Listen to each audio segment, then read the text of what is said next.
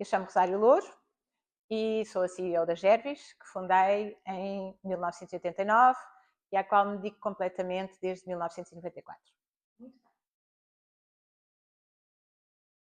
Eu sempre soube que um dia teria uma empresa minha. É uma coisa que desde criança que tenho a certeza absoluta que um dia ia ter uma empresa. Eu, quando me formei, fui trabalhar para uma federação avícola, onde trabalhei 13 anos. Tinha muita autonomia, porque era secretária-geral e, portanto, no fundo, tive essa capacidade de praticamente quase ser CEO de uma federação. Obviamente que isto é um bocadinho exagerado.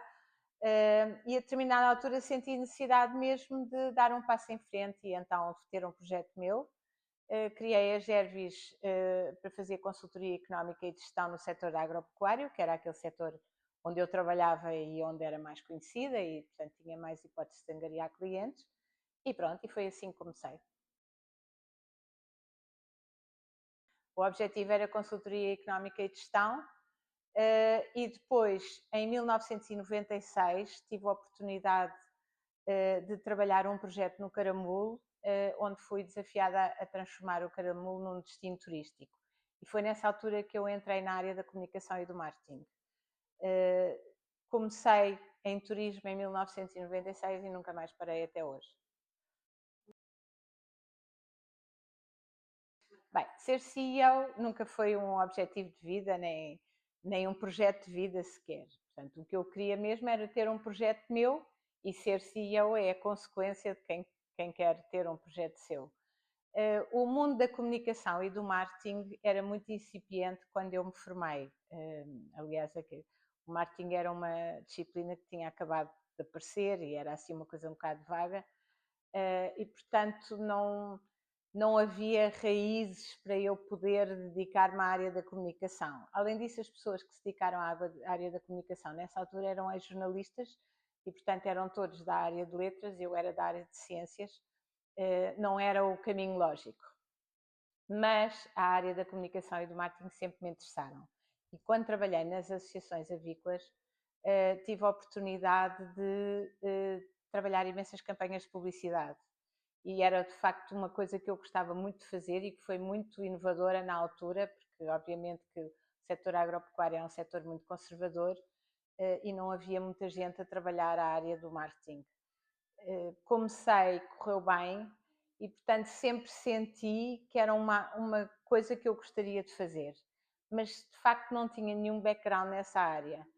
Depois avancei mais para a frente, houve esse projeto do Caramulo, aí sim pude lidar com uma série de agências de comunicação internacionais e aí comecei mesmo a despertar para essa área de atividade e a partir de 1990 passou, não, a partir de 2000 passou praticamente a ser a minha atividade exclusiva. Olha, o principal desafio era eu não ter o background que tinham os outros consultores de comunicação.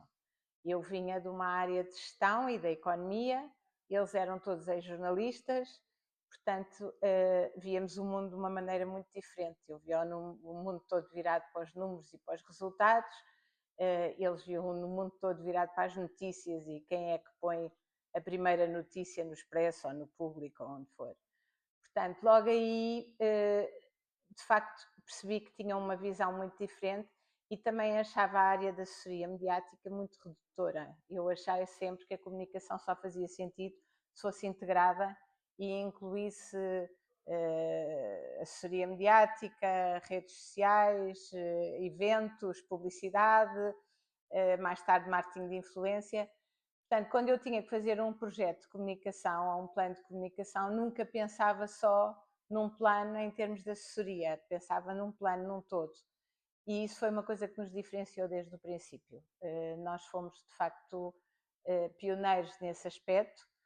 Pelas outras agências de comunicação não éramos bem vistos como uma agência de comunicação, era assim uma agência que fazia muita coisa, mas pelos clientes isso foi reconhecido logo desde o princípio porque eles precisavam desse tipo de apoio.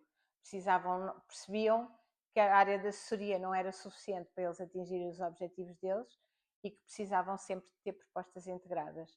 e acho que isso acabou por ser uma vantagem competitiva que nós tivemos desde o princípio.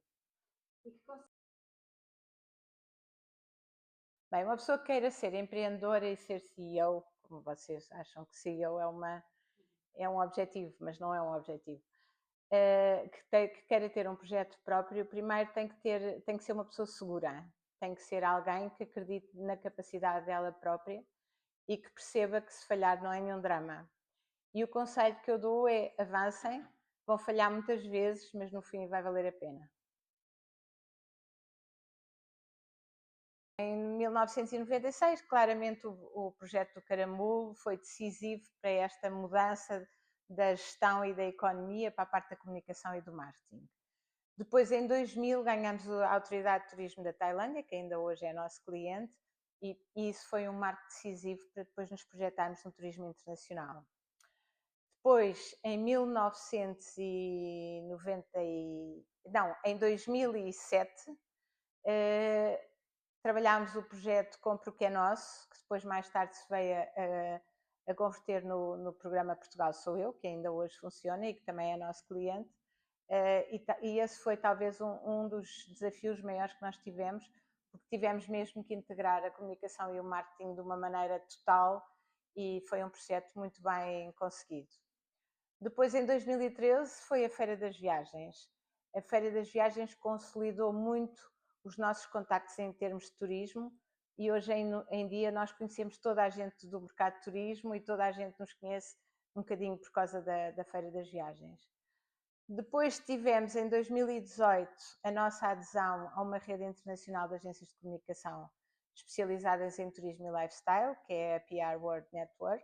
Também foi um passo decisivo para a nossa internacionalização, vai lá, podemos dizer-lhe assim.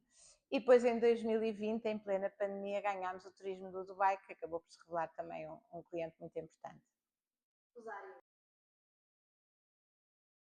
Bem, a nível pessoal, é a minha família, o meu marido, o meu filho, os meus netos, que ainda por cima, principalmente o meu marido e o meu filho, são grandes conselheiros e é as pessoas com quem eu partilho as preocupações que tenho e que normalmente são muito bons conselheiros.